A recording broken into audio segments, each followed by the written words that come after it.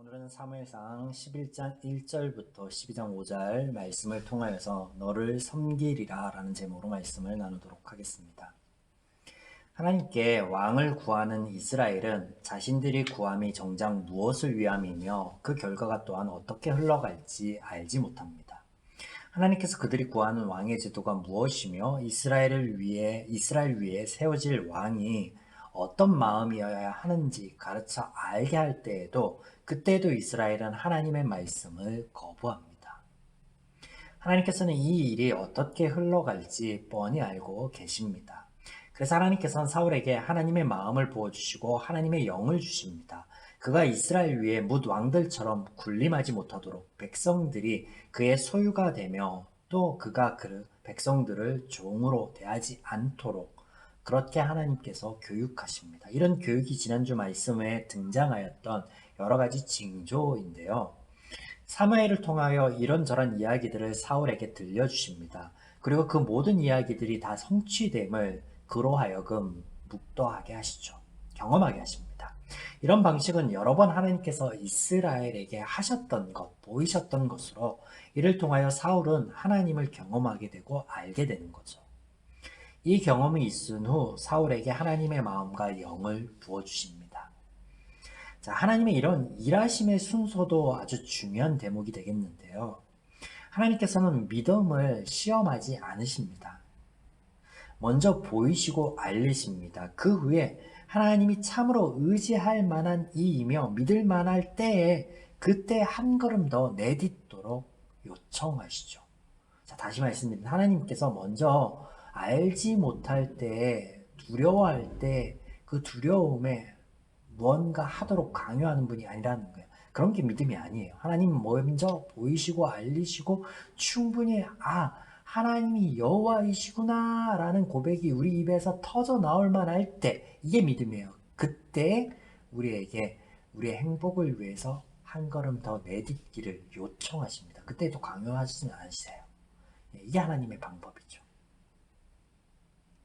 자, 다시 본론으로 돌아가 이런 사울에 대한 하나님의 일하심의 목적은 하나입니다. 누군가 한 사람이 하나님을 대신하여 이스라엘 위에 군림하고 이스라엘은 그의 소유가 되지 않게 하시는 겁니다. 이 또한 그들 모두의 행복을 위한 거죠. 왕이 되는 자도 또 백성들도 행복을 위해서.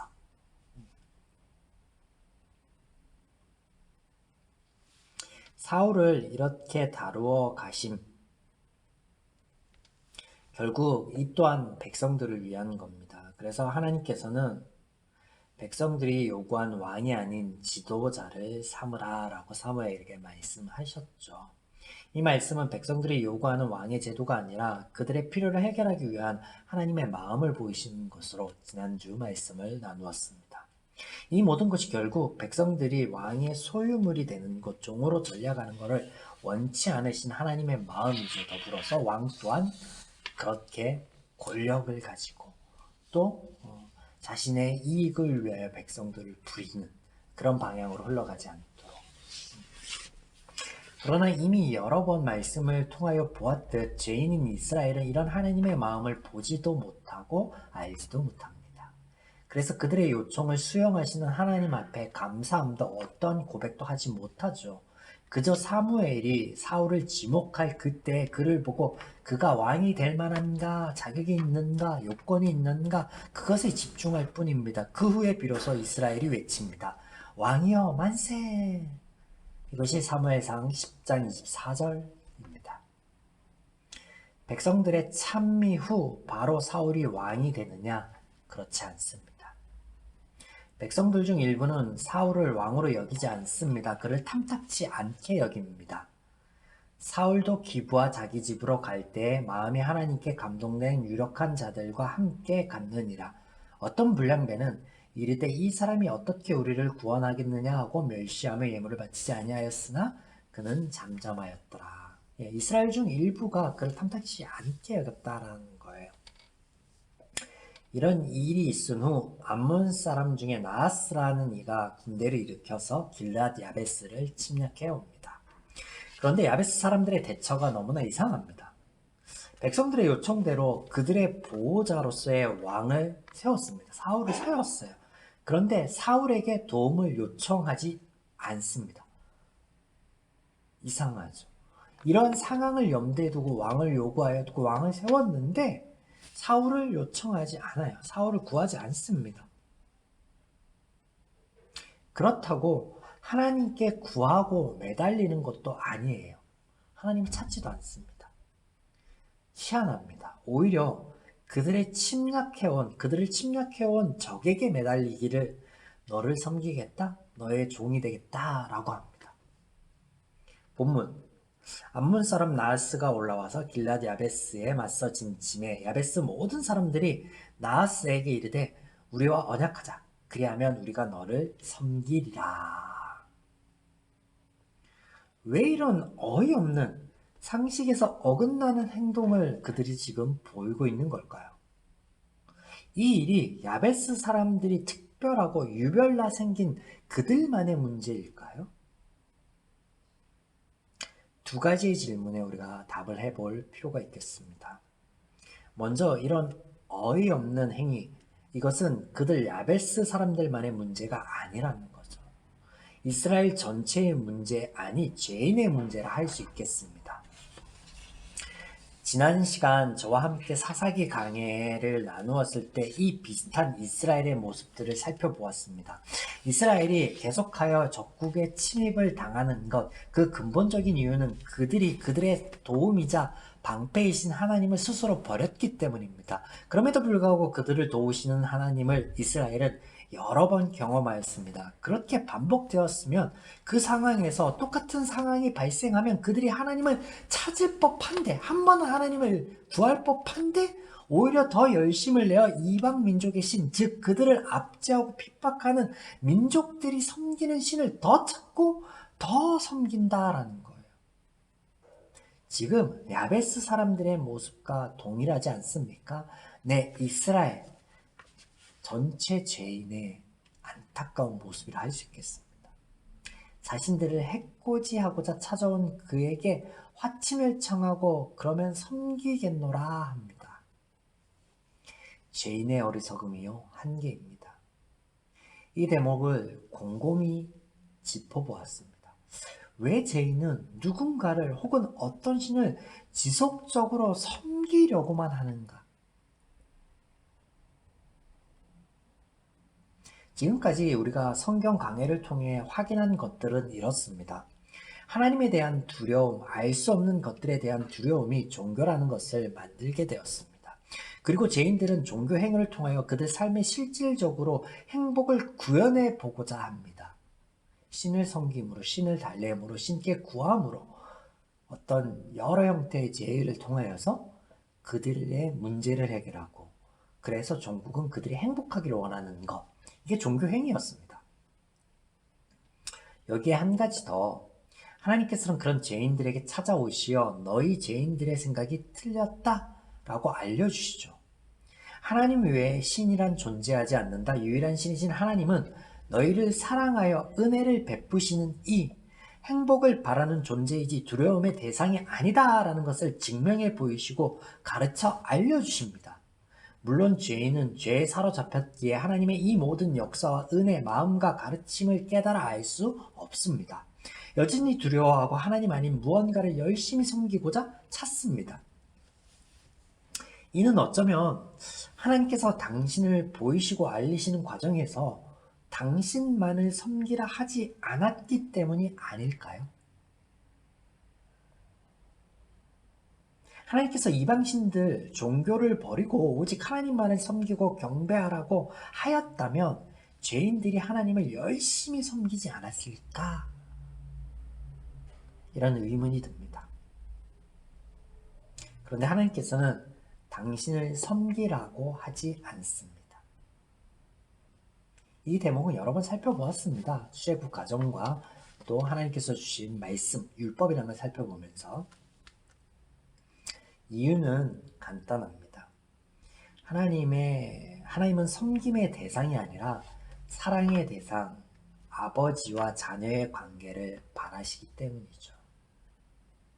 그리고 죄인들이 하나님을 섬기기 시작하면 그 삶이 얼마나 피폐해지겠습니까? 행복을 위한 아둥바둥인데 하나님을 섬겨.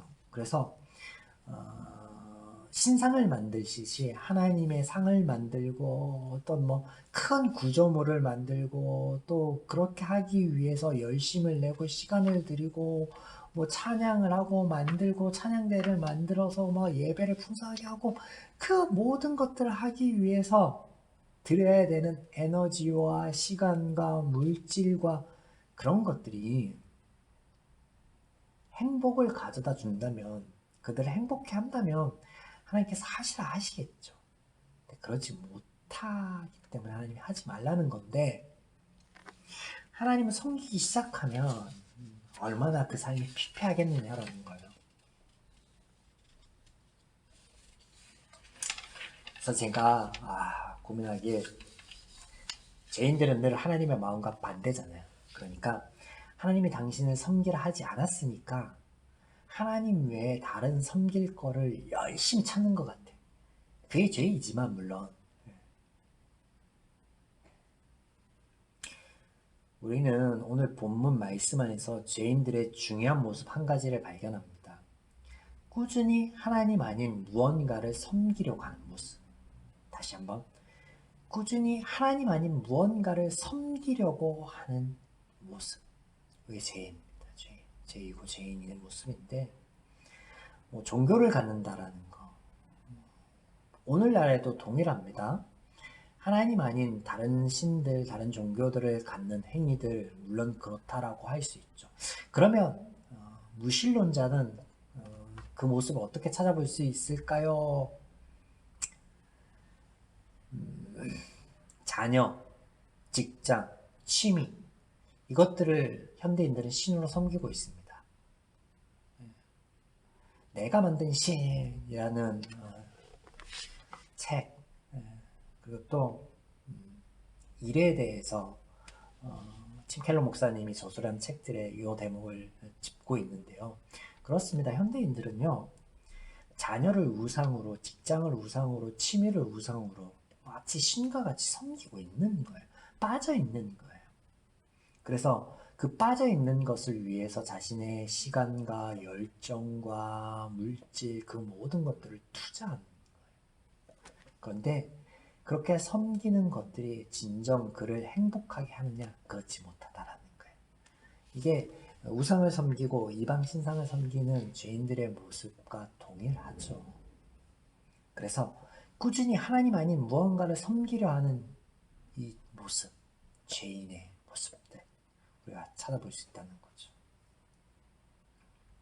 이스라엘의 이런 모습 속에 사울이 왕이 되고 아니 다른 어떤 이가 왕이 되더라도 이스라엘은요 왕을 섬길 거예요. 섬길 대상을 찾으니까 섬기게 되어 있습니다.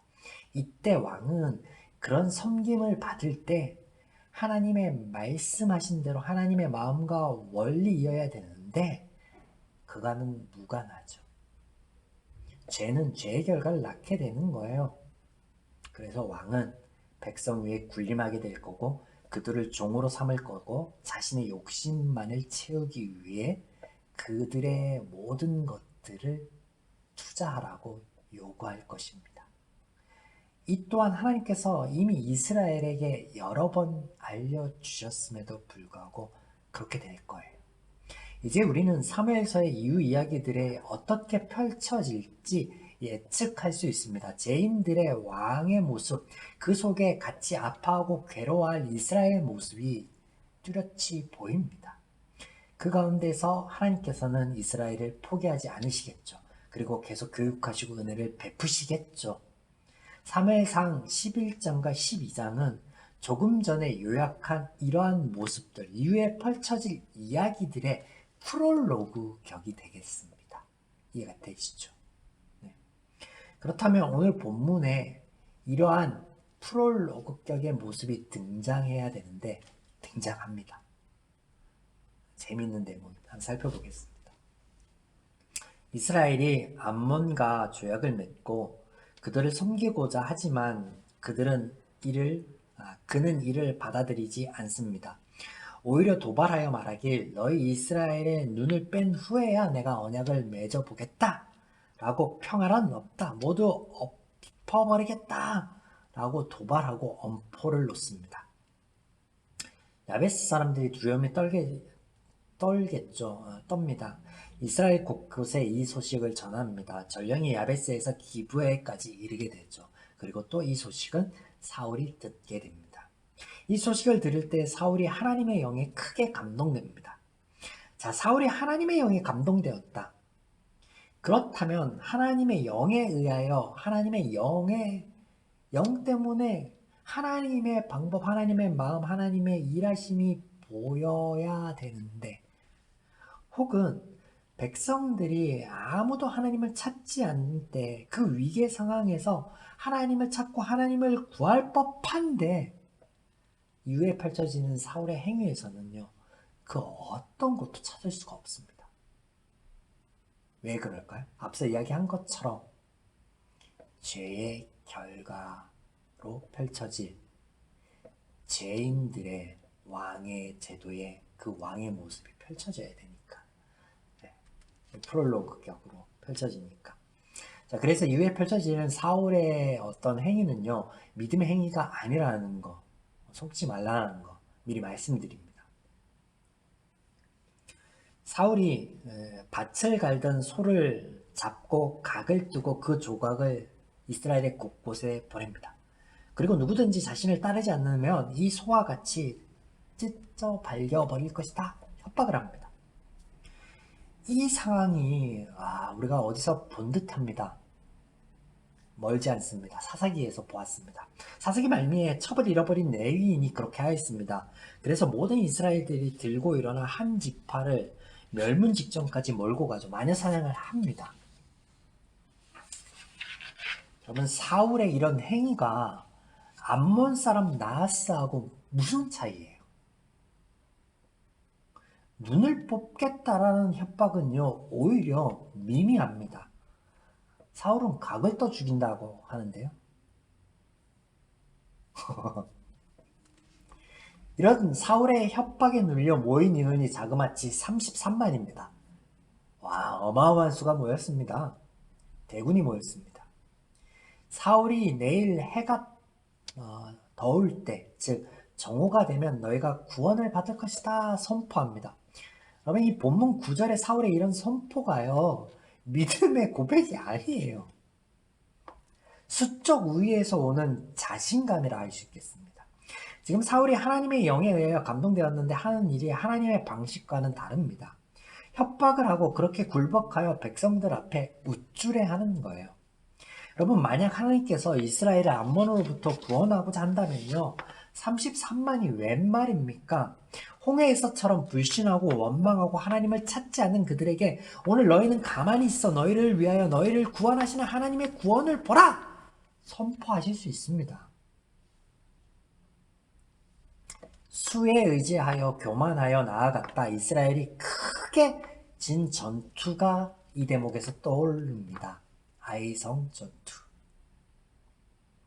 어찌되었던 큰 수의 사울이 이끄는 군대가 가볍게 암몬을 물리칩니다. 이에 백성들이 사울을 인정하게 되죠. 백성이 사울에게 이르되 사울이 어찌 우리를 다스리겠냐고 한 자가 누구냐? 이끌어내야 우리가 그를 죽여야겠다. 이제 사울의 과격함이 이해가 될 듯합니다. 여러분, 사울은 스스로 작게 여기는 자 혹은 작은 자였습니다. 사람들 앞에 두려움에 나서지 못하던 그런 자였습니다.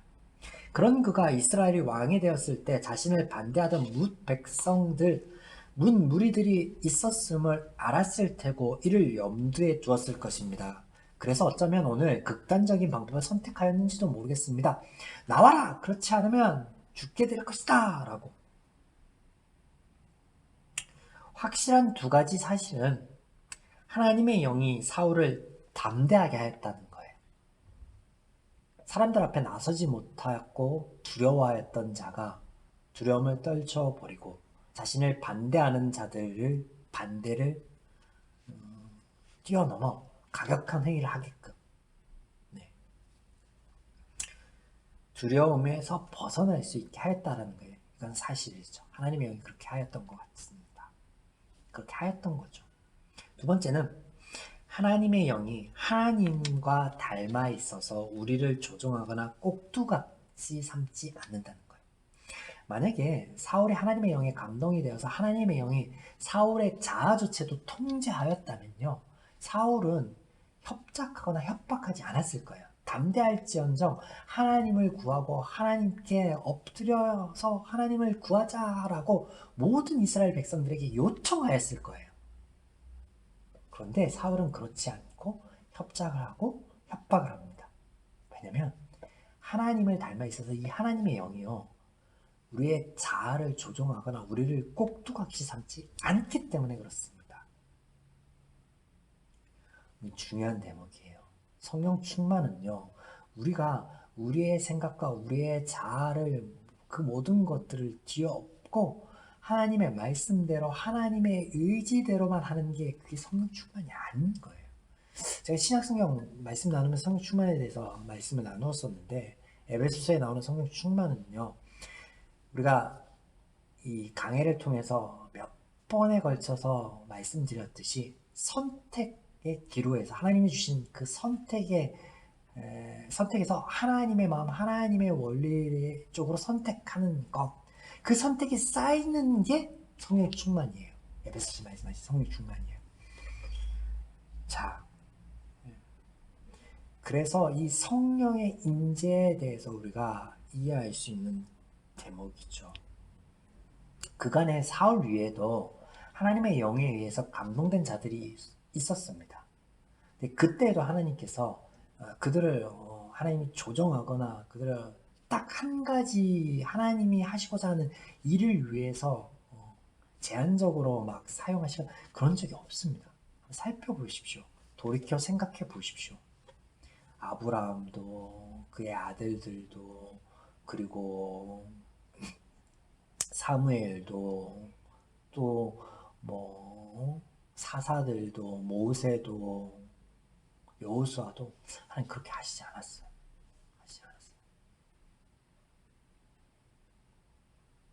자, 백성들의 요청에 의하여 세워진 왕 사울, 그가 하나님의 영에 감동되었음에도 불구하고 하나님께서 은혜를 베풀었음에도 불구하고 그는 백성들 위에 군림합니다. 힘을 과시하고 너희들 나를 위해 싸워야 돼, 나를 위해 모여야 돼 하고 백성들의 시간과 백성들의 힘과 백성들의 삶에 개입하여서 끌어모읍니다. 바로 죄인인 이스라엘이 섬기고자 하였던 왕의 제도의 모습, 이게 사울에게 담겨 있는 거예요, 지금. 자, 그와는 반대로 등장하는 게 12장 1절과 5절에 하나님이 세우신 사람 사무엘의 사역의 마지막 말이에요. 마지막 모습이에요. 3절부터 살펴보면 내가 여기 있나니 여호와가 그의 기름 부은 자 앞에서 내게 대하여 증언하라. 내가 누구의 소를 빼앗았느냐, 누구의 나귀를 빼앗았느냐, 누구를 속였느냐, 누구를 압제하였느냐, 내 눈을 흐리게 하는 뇌물을 누구의 손에서 받았느냐. 그리하면 내가 그것을 너희에게 갚으리라 하니 그들이 이르되 당신이 우리를 속이지 아니하였고 압제하지 아니하였고 누구의 손에서든지 아무것도 빼앗은 것이 없나이다 하니라.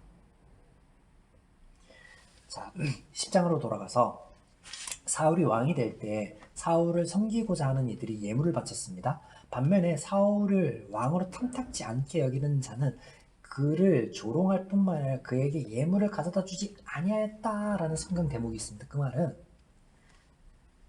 사울이 왕으로 추대될 때 백성들로부터 무언가를 받았다라는 거예요. 또 오늘 백성들 앞에 서서 싸우러 나아갈 때 구원자로서 설 때 또한 백성들에게 무언가를 요청하고 그것을 취하는 모습 등장합니다. 그런데 사무엘, 하나님이 세운 그는 하나님의 방법, 하나님의 마음, 하나님의 일하심대로 그래도 죄인임에도 불구하고 그렇게 해왔기에 누군가로부터 무언가를 취하거나 압제하거나 그런 적이 없었다라는 걸 얘기를 합니다. 자, 이러한 본문의 대조는 무엇이냐면 하나님께서 하신 말씀이에요.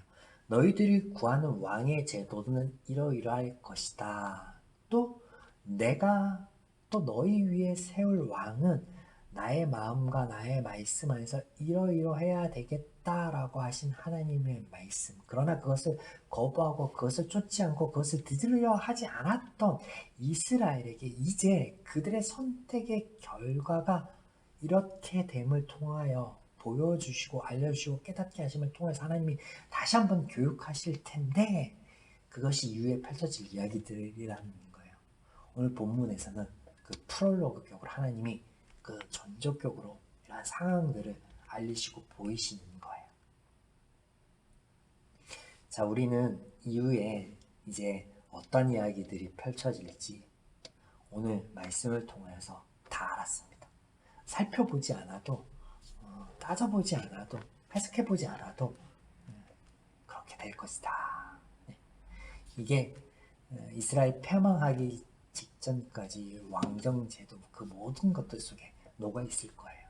그리고 더하여 이스라엘은 계속하여 무언가를 섬기고자 하는 그래서 잘못된 섬김과 선택에 아파하고 서로 찔러가는 모습들 그 아우성들을 우리는 알 수 있습니다. 사랑하는 여러분, 죄인들은 늘 하나님을 구하지 않습니다. 하나님의 마음과 원리를 알려 하지도 않습니다. 다만 하나님의 능력, 하나님의 기적은 구하고 쫓습니다. 이스라엘의 모습을 떠올려 보십시오. 죄인들은 자신들의 직면한 문제에만 몰입할 뿐 그래서 그 문제가 해결만 된다면 그래서 그 어떤 방법이도 좋다라고 합니다. 그래서 자신들을 핍박하는 적이어도 오케이, 그 적에 섬기는 신이어도 오케이. 얼마나 어리석습니까? 그저 기적과 능력만 합니다. 기적과 능력만. 우리 또한 신앙생활을 하며 이런 어리석은 죄인의 모습이어서야 되겠습니까? 하나님을 구하지도 하나님의 마음과 원리를 알려 하지도 않고 오직 내게 펼쳐진 문제와 상황 앞에 이것이 해결될 만한 능력과 기적만을 쫓는다면 오늘날 우리 신앙이 그렇다면 우리의 교회가 그렇다면 하나님 외에 다른 것들을 섬기고자 하는 그 죄인의 모습 다른 종교와 무엇이 다르겠느냐라는 거예요. 여러분 우리는 하나님의 말씀에 귀 기울여야겠습니다. 이게 진리예요. 언제나 선행되어야 될 거예요. 하나님의 말씀에 귀 기울이는 거.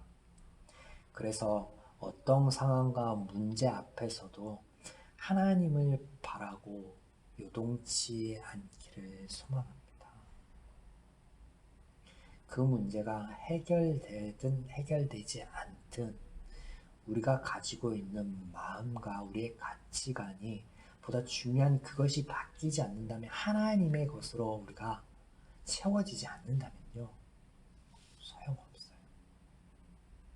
집이 없어 집을 구하는 자 하나님이 집을 주죠. 그러면 그 집이요 2칸짜리 3칸짜리 빌라에서 아파트에서 전원주택에서 동화 속에 나오는 성 계속해서 능력과 어떤 보이는 현상만을 바라보게 되는 공허한 어느 신화에 나오는 계속 먹기만 하는 그런 괴물의 모습일 수밖에 없습니다. 거기에는 어떤 행복도 만족도 없겠죠.